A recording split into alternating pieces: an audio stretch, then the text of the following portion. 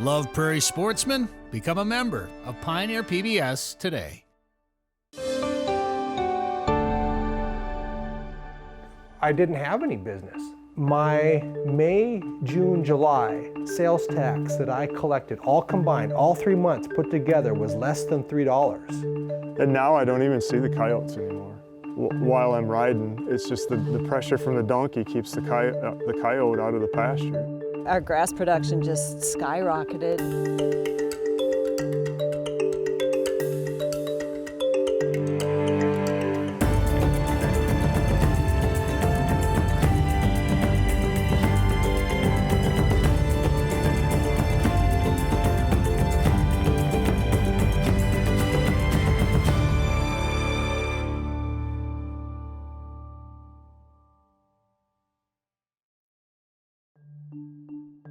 Funding for this program was provided by Safe Basements of Minnesota, your basement waterproofing and foundation repair specialist since 1990. Peace of mind is a safe basement. Live Wide Open. The more people know about West Central Minnesota, the more reasons they have to live here. More at livewideopen.com. Western Minnesota Prairie Waters, where peace, relaxation, and opportunities await. And the members of Pioneer PBS.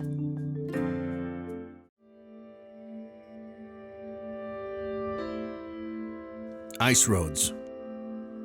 Seasonal highways across frozen lakes. The plowed pathways are one of the most visible signs of human adaptability in colder climates. In most cases, they're used for the delivery of supplies. This road, however, was necessary for another reason. The Northwest Angle is the chimney that juts upward on the Minnesota-Canadian border. There was a mapping error after the 1783 Treaty of Paris, and the result is the northernmost part of the contiguous United States, and arguably the most unique fishing destination in the state. The majority of travelers follow a route that goes from Warroad, Minnesota, into Manitoba, Canada, then back into the United States at the Northwest Angle. But in 2020, that became a problem. The border will not open in 2020. The only way to get across would be to go across 40 miles of the big open water of Lake Lewis. The U.S. and Canadian border is back in March.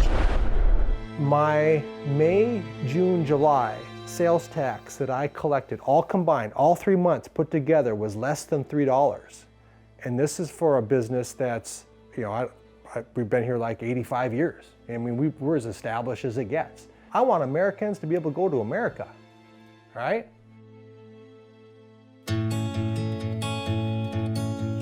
Paul Colson is a third-generation owner of Jake's Northwest Angle. Well, Jake, my grandfather, he came up here in 1919. He was originally from Clearwater, Kansas. He homesteaded up here. He was actually on his way to Alaska. Heard you could homestead on the Angle. Paul was raised here and wanted to raise his kids here. I did. I look back at my youth, the opportunities I had as a boy, and my wife and I, we took a little break when we got married, ran up to Alaska, thought about it, talked about it, and decided to come back here just to raise a family. It's this reason that resorts that normally engage in some healthy competition banded together to build the ice road. And the camaraderie, it brought everybody together with a common purpose, and that was to somehow get business going in spite of the U.S.-Canadian border being closed. Deborah Kellerman, along with her husband Tony, own Angle Inn Lodge on Oak Island. They purchased a broken-down business with plans to rebuild it and sell within 2 years. A couple years, we were going to flip it and turn it, and we just haven't figured out what 2 years that's going to be now, 25 years later. Raised our kids here. It was a good environment. It was a little different. Even just having to take a boat 10 miles to see my friends. And, I can look back on that now and know that I had a really cool experience that not many kids can say they had. Because of its unique location, the Northwest Angle has had to overcome numerous obstacles when it comes to travel. A lot of people came up here like in the 30s, during the Depression, because you could actually eat, right? And that's where the bar was. I will say this, it was a hell of a lot easier getting to the Angle back in the day, because there were ferry boats, Burt Steele, Resolute, all these boats that were plying the lake, and we had a big dock out here. And so Back then, it was easier to come to the angle. There's actually a fly-in service, and now there isn't fly-in service because insurance is too high, so they went out of business, and there's no boats going across the lake. They're out of business. Paul's grandpa Jake and some of the other locals realized they needed a road to get into the angle, so they pooled their money and resources and built a gravel road that connected to a highway in Canada. Guys were kicking it around, much like this ice road. My grandpa Jake, Joe Risser, neighbor next door, and a Comstock, I can't remember his first name, they just said, you know what, let's put a road in, because the county, nobody was moving on the county state side of it, and so they did. They went down to Red Lake, had a meeting with them about crossing land. They gave them an easement. We still have the ledgers about people donating money to put the road in. I've still got all that stuff. So it was a community effort, and they just scraped up what equipment they had and started putting the road in. You can draw parallels between the road built years ago and the ice road built this year. We all ponied in money at the beginning to be able to pay for the preliminary building, the plowing, any breakdowns of equipment. To survive at the Northwest Angle, most businesses cater to tourism, particularly those that come for the fishing. I guess we're in the walleye capital of the world, so fishing is probably the number one. But just tourism in general, people coming to see the sights and, come to Lake of the Woods. Not only did the businesses come together to help each other survive, but loyal customers came to the angle to support them as well. We come from a small community, and we know how small businesses work, and they're small, and they need the help from all over. There's a lot of fish up here, so you probably will catch some small ones with potentials to catch big ones too, but I like eating walleyes, so I'm looking for some eaters. It's probably one of the better places in Lake of the Woods to fish because you're so close to the fishing, and hospitality is great. We fish primarily on structure instead of mud flats, and as a result, the schools of fish tend to hang, and your likelihood of being able to catch your limit or catch your supper or catch a catch and release, a trophy, is high. While you come for the fishing, ultimately it's the experience you remember and the relationships you create while you're there. Oh, yeah. It's more of the atmosphere of the people you're with and who you're spending your time with. The fishing's a second part of it. The border closure also affected private cabin owners. Not being able to go south was more of an inconvenience and not a hardship. But for the resort owners, not being able to have people come from the south is truly a hardship. And so that ice road, whoever thought of it and the people that executed plowing it and constructing it was a genius idea. Your initial reaction is, really? An ice road? I mean, I already have one to the island, and that's 10 miles, and it's pretty spendy. And you're talking 22 to 30 miles of road that you need to build and maintain, and we're a small population, and you wonder whether or not it really will happen. Creating the ice road was a long road. We still had open water at the entrance of the road January, the first week in January, so you couldn't open then. Opening it up wasn't that much fun. There was 4 or 5 or 6 trucks out here for 7 days just trying to get it opened up for the 14 miles that we do. And that was breakdowns every day. And Despite some fairer conditions for the road, the mild winter means more pressure ridges and cracks to repair. Usually when the temperature changes, the ice shifts and then it blows the crack up. You'll have to either move it or just chop it down. The first 8 miles is actually a road already maintained by Spring Steel Resort near War Road. They allowed the guest ice road to connect to their road at Whiskey Flats. I remember growing up and taking our boats up to go visit those resorts and go see that part of the lake and thinking how awesome it was. And it'd really be sad to lose that. Whether you're a competitor or not, it's such a neat part of the lake, and it wasn't a hard decision for us to want to help and do what we can to get people up there. The road then travels another 14 miles north towards the angle before making landfall and traveling along the border on a snowmobile trail. The last 8 miles is a picturesque jaunt through tall pines and swampy lowlands.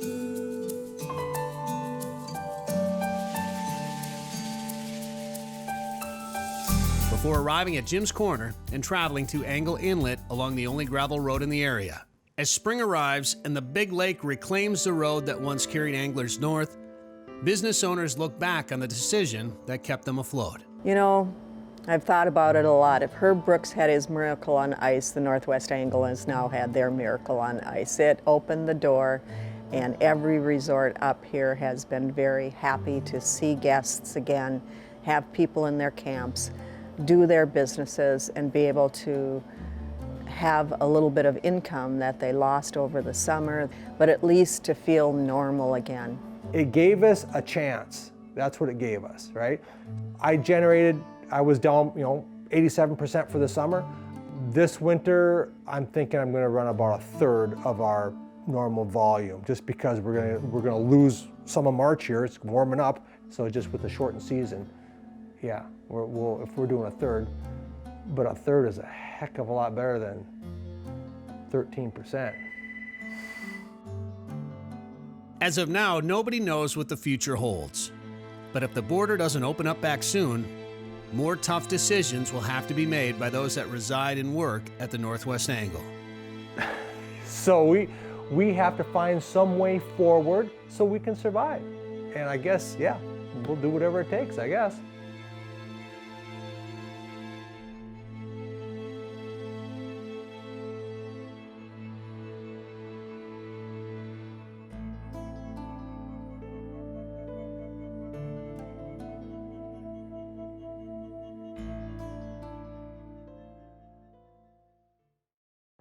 Couts are thick in southwest Minnesota, and although a predator has attacked only one of their calves, to be proactive, they brought in a donkey patrol 8 years ago. That root in that soil is just key.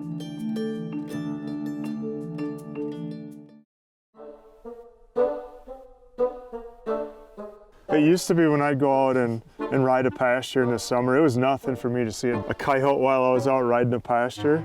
And now I don't even see the coyotes anymore.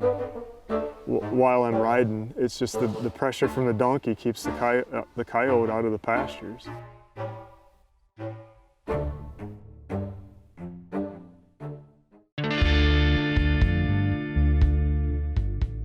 Grant and Dawn Breitkreitz run Stony Creek Farm near Redwood Falls, where they graze cattle, hogs, and chickens in pastures. Couts are thick in southwest Minnesota, and although a predator has attacked only one of their calves, to be proactive, they brought in a donkey patrol 8 years ago. I got the idea from a good friend of ours that they farm and ranch 3 hours north of here, and they've dealt with the timber wolf for about 30 years already in the region they live in. And they decided to combat the timber wolf with a natural way. And what they found was the donkeys. And they just saw these donkeys run a sale and went and bought them and brought them home and started picking through them, watching the donkeys, how they behaved and how they acted, and decided to sort through the ones that they thought were the best and kept them for their operation to help with the timber wolf. Here, obviously, we're not dealing with the timber wolf yet, but we have cats, we know that. have mountain lions roaming through here on and off, and we obviously have the coyote stick his hair on a dog around here. And we first got 3 donkeys, and we unloaded them. They were in that yard in a pen over there, and we had two yard dogs at the time. One of them was pretty aggressive predator control, and the dogs had not seen the donkeys yet, and all of a sudden the dogs could see those ears, those big pointy ears sticking up, and the dogs immediately thought there was something wrong in the yard, and they started barking and running towards that yard. Those donkeys, all 3 of them lined up, nose to tail, nose to tail, nose to tail. Across that yard fence, there was no way those dogs were going to come into that pen. He thought our dogs were going to be dead. I figured they were going to be dead.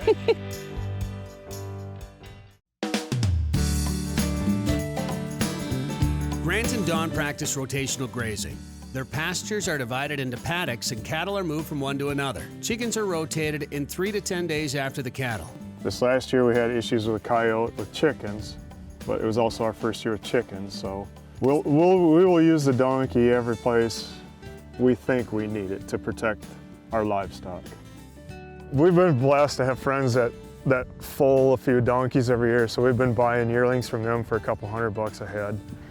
We paid less for a donkey than you would for a good guard dog. I mean, I've seen them chase a napkin tumbling across the pasture because they're just such a curious animal. They want to know what it is that's in their environment. And obviously, if they don't like it, they run it out of their environment. The Bright Krites own 6 donkeys. One stays with each of the 6 groups of cattle that are rotated. But when cows are calving, donkeys have to stay outside the fence. Those cows get really defensive and aggressive to anything that's not supposed to be out there. This is the only donkey that we have tamed. This is the largest one. I think she's a mammoth donkey, but Dawn tamed this one with the hopes that having one tame one would help with moving cattle, because donkeys are donkeys. They are stubborn animals, and it works to have her tame and trained. It helps with moving them. If we want the donkeys to move, we'll try to get them to move away from us. My own personal feeling is if we keep them wild, they'll act more like they should in nature and be a more aggressive predator control. And I'm not saying that taming this one made her less aggressive. We've had instances where all of, they'll break through the fence or something, the cattle will get out, and she has disappeared for 3-4 days. She's just off in the... She'll go off in the woods all by herself. And we couldn't find her, and pretty soon all of a sudden she shows up and comes back with the cattle. But the ones that aren't tamed, they're usually always right with the cows, always with them. Dawn and Grant discovered that their 30-year-old donkey named Jenny is drawn to the reflective lens of a camera. She has scared a cameraman to death. You can see how she'll nuzzle up to Dawn. Donkey kisses. A guy was interviewing me in the middle of a pasture, and it happened to be the pasture she was in. She went around and said hi to the other people that were in the group, and then she walked right up behind the cameraman, just put her head over his shoulder and put her lips right on his face, and he immediately froze and looked at me and said, "Am I about to die?" And I said, "No, you'll be okay, Brian." The people that have seen that video, when they come and visit, they want to see Jenny the donkey. She's kind of got her own following, don't ya? Yeah. You're adorable. She's a big donkey, and a donkey's feet are like lightning strikes. And you can watch a cow kick you. You'll never see a donkey kick you until it's done. They have strong jaws and really accurate feet. They can run fast. I've ridden beside them on the four-wheeler, 35, 40 miles an hour. We have no idea what the donkeys do at night. I mean, there's times in the middle of the summer, you get in from work and late, and you're walking across the yard, and it sounds like Jurassic Park out in these pastures. It is so loud. So that tells me that the donkeys are upset by something, and then it's just chaos out there at night. And yet, we don't hear our cattle bellowing, we don't hear calves bellowing, everything stays calm. The friends that we got these from, they do a lot of stuff horseback, and they were pushing cattle through some brush and came out, and there was a donkey standing there, and they had a 160-pound dog that got too close to the donkey. The donkey grabbed it, flipped it up in the air, kicked it over her head, mounted on her horse. So that's, when we hear all that noise at night, that's about the only thing that any of us can imagine is going on. The Bright Krites don't know what predators Mother Nature may send their way in the future. There could be more mountain lions, bobcats, even timber wolves, but they'll be no match for the cute but fierce Donkey Patrol.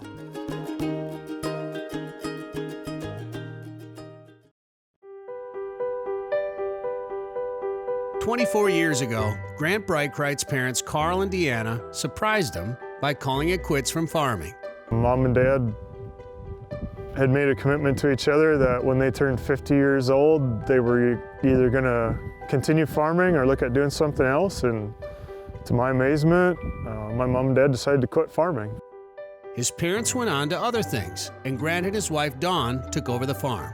They rented the land, purchased his parents' cows and calves, and started a venture called Stony Creek Farm. Today, they graze Red Angus cattle, hogs, and chickens on 465 acres of natural grass. Their 450 acres of no-till corn, soybeans, wheat, and alfalfa incorporate cover crops. But the award-winning environmental stewards weren't always so unconventional.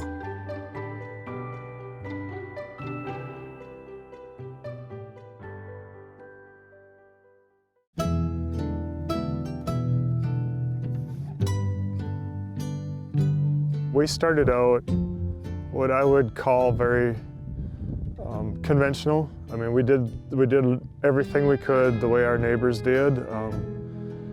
Over the years, we learned that it wasn't really working for us, so we started looking at different methods of farming. We were actually producing like 2 crops in 1 year to try to have enough feed, for the cattle. We fed our cows more of the year than we actually had them out on pasture because the pastures didn't work. The couple switched from continuously grazing their pasture land to intensive rotational grazing. They set up fenced sections called paddocks and moved cattle from one to another to give grasses and resting paddocks a chance to recover. We were still chasing production. We wanted more pounds of beef per acre. We wanted more grass per acre. And then the realization came that we had changed the soil health when bogs along the river here that we could never graze before, all of a sudden we could graze them because the rainfall was landing on top of the hills and staying on top of the hills instead of running into the bogs. Our grass production just skyrocketed, compared to what it used to be. And all of a sudden we had this tall, lush grass going on in the pasture in the springtime. And we hadn't had that before. The best we could do is a little bit, above the ankle. We're producing grass that is shoulder high on me with no fertilizer and no herbicide. That's when we were like, oh my God, if we can do that where, it's under grass, why can't we start doing that out on our fields?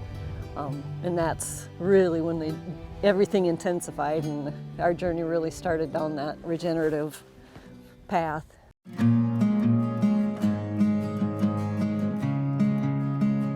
We started implementing many different practices on our row crop land.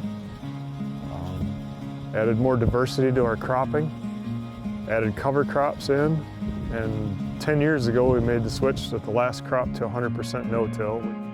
In our cropland, we've reduced our synthetic fertilizer over 70% that we apply.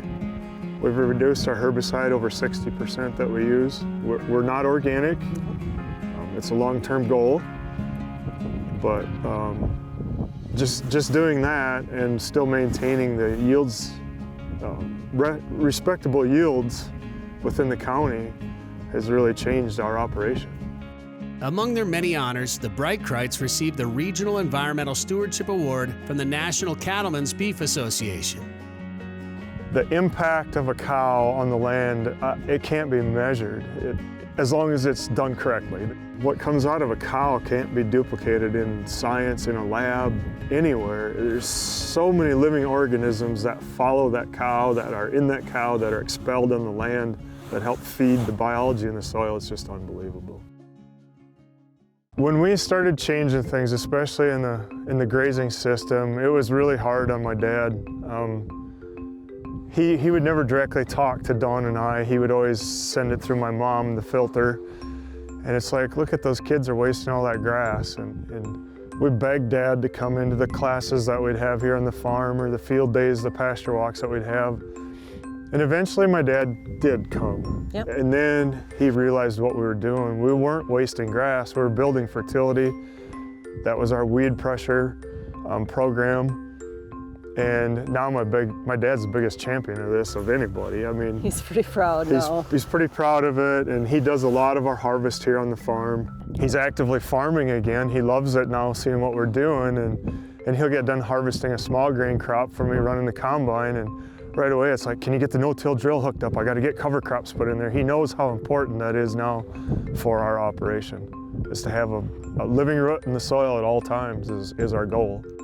That root in that soil is just key. It's harvesting sunlight and it's feeding the livestock we have underneath the surface of the soil. Soil's alive, and so we have to feed it. Cover crops for wildlife around here is, I never thought I would see it in my life. I quit hunting white-tailed deer because there were none.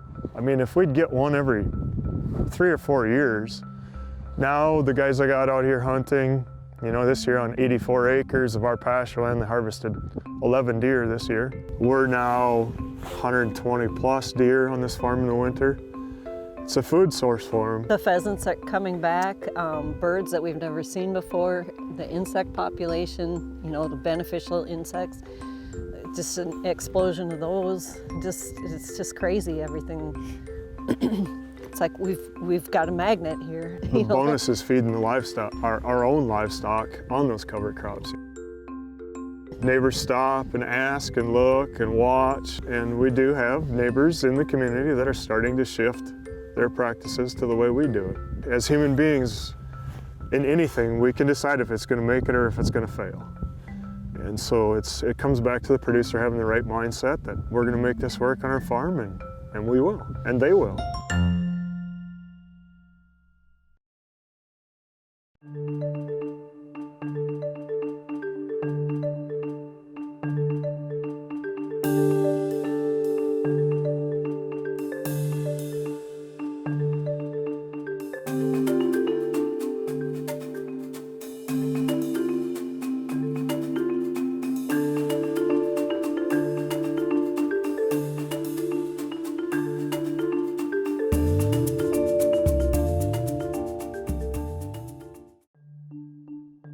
Funding for this program was provided by Safe Basements of Minnesota, your basement waterproofing and foundation repair specialist since 1990.